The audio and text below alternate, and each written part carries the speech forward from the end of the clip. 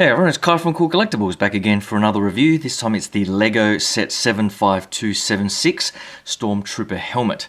Now I tried to order this, the Boba Fett helmet and the TIE Pilot just before the May 4th special.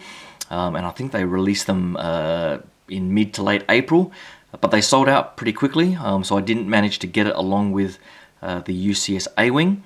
And they sold out temporarily for maybe 3 weeks or so, and then in late May I managed to see that they were back available again, but just as I was adding the Stormtrooper and Boba Fett and the TIE Pilot into the cart, for whatever reason the TIE Pilot sold out, so I only managed to get the Stormtrooper and the Boba Fett helmet, as you'll see the photos that I've been posting up on the Cool Collectibles Facebook page.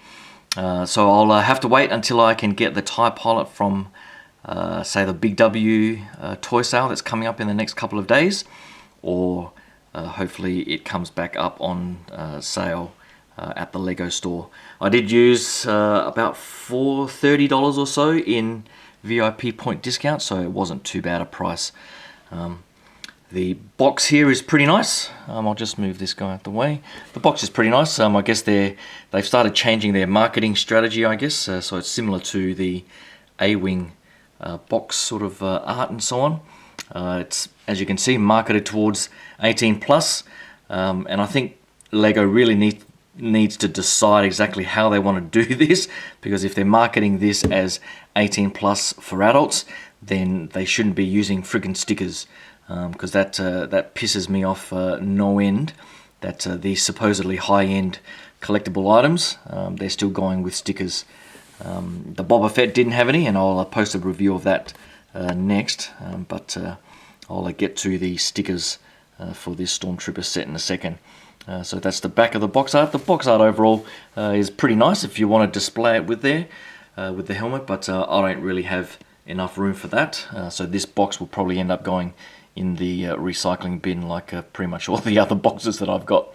But I will be displaying the helmet probably on my desk or somewhere, probably with some other Stormtrooper figures that I've got as well. And as you can see here, it's pretty good. I actually liked this build. It's got some interesting ways on attaching all the parts. Essentially the first part of the build is building the internals there, that you probably can't get too good a look at anymore. So the first couple of bags are the internals there, and then the base that you see, and then pretty much all the other bags are progressively adding the back, the two sides, left and right, and then the eyes, and then the front mouthpiece. And I think the way they've used some of the angled parts, or the hinge parts for the nose part here, the mouth, the way these are on little ball joints, it all sort of works really well together to give that sort of angled look, which is iconic to the Stormtrooper, and the overall proportions are pretty good. And then as you can see, the stickers are here. You just need to be careful that you're using the right ones on either side and aligning them as close as you can to the top part of the piece. And as you can see, the white of the stickers is slightly different in hue to the white of the pieces, which is another reason why I hate stickers. Hopefully they don't peel over time. The two end pieces that you see at the mouthpiece here are stickers, and so you get this sort of gap, white gap, where you can't get the sticker quite exactly on the edge of the piece, which again doesn't look very good. And if they can print these pieces on the inside, I don't know why they couldn't just print those two side pieces as well. As a matter of fact, I don't know why they couldn't print all of them and not have any stickers at all. It's really inexcusable for me, particularly if they're trying to market these as 18 plus. For me, I think they should have just marketed them based on the complexity, which I thought they used to do, and not who they were marketing them for, because this set is probably, for me, an 8 plus or a 10 plus set. To be honest, it's not that complex a build. not like any of the Technic or UCS builds. So again, they really do need to reconsider their marketing strategy and their stickers on how they want to do it.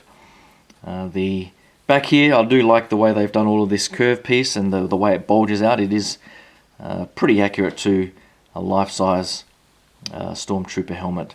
The way the eyepieces come together and clip in is also very interesting. I like how everything sort of seems to line up beautifully when you connect it all. There are times where I thought, how the hell is all of this going to come together?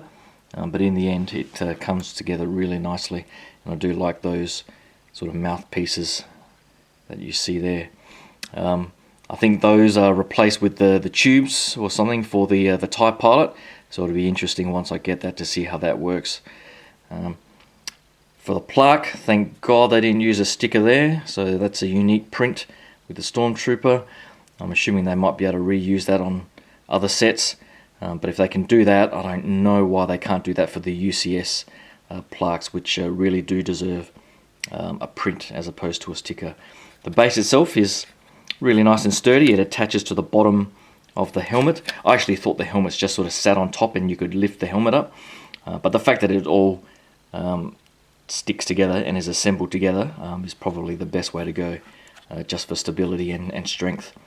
But that's pretty much it for the Stormtrooper helmet from Lego.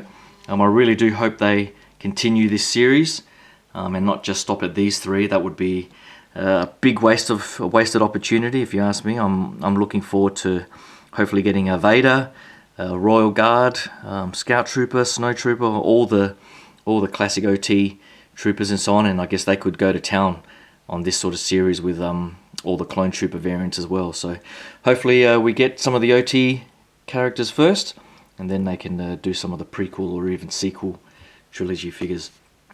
But that's pretty much it. Hopefully you can give the video a like and subscribe to the channel, and stay tuned for my next video, which will be my thoughts on the Boba Fett helmet. So hopefully you can stick around for that. Thanks again, and I'll talk to you guys soon. Cheers.